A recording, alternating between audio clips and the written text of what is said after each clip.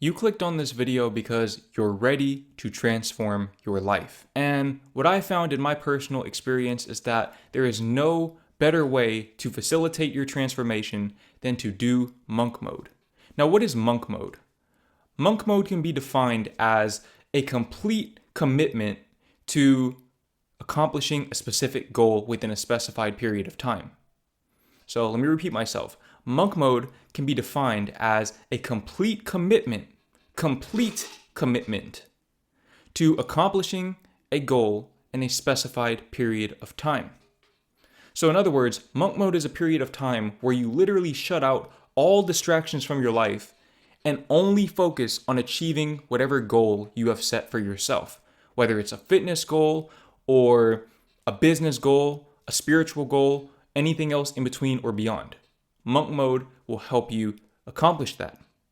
Now, a big misconception about monk mode and self-improvement as a whole is people think that you need to continuously add habits to your life in order to improve your life.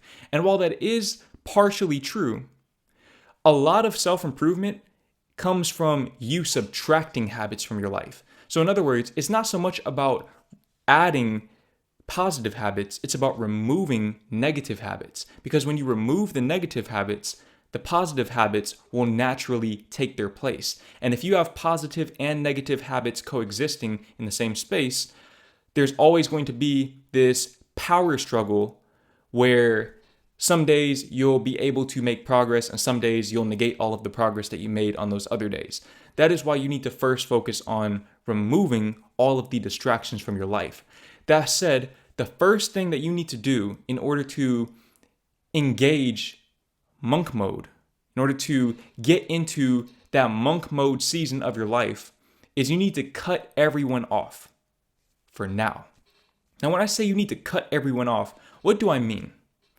I don't mean that you need to go and rent some cabin out in the woods on Airbnb and literally cut all communications with everyone for 3 months. Absolutely not. As a matter of fact, that is terrible for your mental health. However, a big part of the reason why you don't know who you are, you don't know your purpose, or if you do know your purpose, you don't know how to go about accomplishing it, is because you are surrounding yourself with other people who are also in that same space. And not only that, but because you're surrounding yourself with other people, you need to understand that humans, including yourself, tend to assess themselves relative to the people they spend the most time with. This is why they say that you are the average of the 5 people you spend the most time with, is because you are. Because they become your reference points, and because you measure yourself up to them, you will become like them. So, in other words, if you want to find yourself, if you want to figure out who you are and what matters to you and how to go about accomplishing what matters to you, you need to spend time alone. Now, when I say cut everyone off, this doesn't mean you need to block anyone or delete anyone's number or anything like that. For some people, you probably will end up doing that. Not because you hate them, but because you love yourself. But you need to learn to love people from a distance. You need to learn to love people from a distance. So all of your friends that you hang out with every other day, you need to learn to love them from a distance. And you need to be upfront and open with them and tell them that, hey, for these next couple of months, I might only see you guys once a week or even once every other week. I'm at a point in my life, granted, I live in another country now, so I don't even have direct access to most of my friends, but before I came to this country, I was seeing my friends probably once a month, if that. Monk mode became my perpetual state of being because I was locked in because I had goals that were more important than short-term gratification. Again, a social life is important. Do not get me wrong. Don't misconstrue what I'm saying and say that Jordan Green told me that I need to isolate myself from everyone. That is not true. But you do need to spend more time alone than you do around other people, if possible.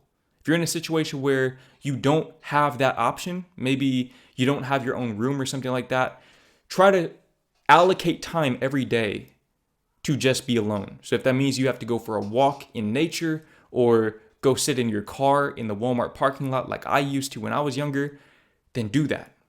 But spend more time alone. and don't attend any sort of social events.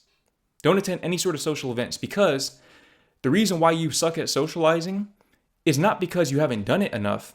It's because you're not confident in yourself, because you don't know who you are, because you haven't spent enough time alone. Once you go through monk mode and you have a better sense of self because you've accomplished more things, you'll be more confident and you'll project that confidence through your social interactions. And at that point, it's just a matter of repetitions. Now, speaking of socializing, the next thing that you need to do to engage monk mode is you need to delete social media. You need to delete social media literally before this video is over. As a matter of fact, you can just listen to me as you delete all of those apps. And now I know all of the excuses and objections that are popping up in your head right now. Well, what about this person? What about that person? How am I going to talk in this group chat or that group chat? I'm going to tell you what I did, because I had all of those same objections. February 26, 2020, that's the day I deleted social media. And although I came back a couple of times since then, it was never for longer than a month, maybe a month and some change, because I realized life is substantially better without it.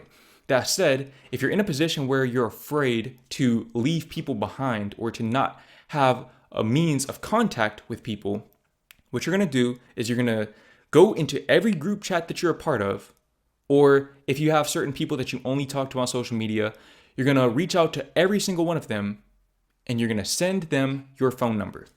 Send each and every one of them your phone number, your personal phone number. If it's somebody from another country, send them your WhatsApp. Make a WhatsApp account, it's free, and then send them your WhatsApp. Now, when you do this, here's what you're going to find, and I'm speaking from experience, okay? You're going to send your phone number to maybe 50 people, and only about 3 of them are actually going to hit you up. And right then and there, you'll have filtered out 47 people who are actually acquaintances, not friends. And I would personally recommend, not even just in monk mode, but in life in general, that you do not allocate much of any time to acquaintances if you can avoid it. Don't allocate your time to people who are just drifters in your life. If they're not going to be a significant part of your life in 5 to 10 years, there's no reason to keep consistent communication with them. So this is actually a filtering mechanism. When you delete social media, you figure out who actually wants to interact with you. And for all you know, some of those people that you reach out to with your phone number, they might do the same thing as you. They might delete social media as well and do it with you. So again, it's a filtering mechanism. You figure out who is actually trying to live the life that you're also aiming to live. So you send everybody your number, you delete social media, delete all of the apps, and live your life in peace and harmony. Live your life in peace and harmony. You're thinking about all of the things you might miss out on, but here's the thing. For one, all of that stuff is still going to be there. It's still going to be there if and when you get back on social media. If at the end of that, whatever period of time you do monk mode for, you decide to get back on social media, all of those posts are still going to be there. But I can guarantee you that by the end of that monk mode period, you won't even care to go looking for them. And if you don't believe me, try it for yourself. And then when you finish your monk mode, you come back to this video and you tell me if I was lying to you. Now, the next thing that you need to eliminate in order to engage monk mode is you need to eliminate pornography. Now, I know this one's going to hurt. This one is going to hurt a lot because if you're anything like my younger self, pornography is probably your primary coping mechanism. It's probably the only thing aside from social media that gives you that degree of dopamine that quickly. At least with video games, there's actually some degree of effort and work that goes into it. With pornography, it is pretty much the purest embodiment of instant gratification. And that is precisely why you need to get rid of it. Because if you're accomplishing a goal, if that's your primary aim in life right now, you need to understand that there is a process to accomplishing that goal. Okay, you're right here. You want to get right here. There's no shortcut. There's no shortcut for this process. That's what most people try to do. And that's because they don't understand that instant gratification is not real life. They spend all of their time looking for a shortcut and they never find it. And then they grow resentful and bitter. And they trick themselves into believing that the destination doesn't exist at all, but it does. It's just that they didn't follow the path.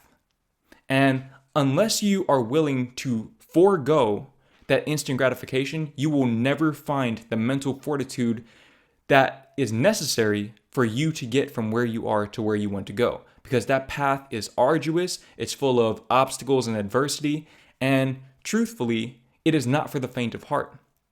But it is a path that you can traverse. You can conquer that path if and only if you let go of that instant gratification. Now listen, quitting pornography is not as easy as you might think it is. If you've never tried to quit it before, then you don't know what you're in for. That said, if you're hopelessly addicted to pornography, or if you suspect that you might be, I would advise you to click the link in the description of this video so that you can get my free PMO relapse recovery guide, PMO meaning pornography, masturbation, orgasm. You can get the free PMO relapse recovery guide ebook. It's a 15-minute read, and it's specifically designed to help young men like yourself, young, goal-oriented men like yourself, leave lust in the dust and get on that path toward greatness, toward the achievement of every single one of their goals, internally and externally. If you're ready to take that first step on that path from where you are to where you want to go, click the link in the description and get that free ebook today.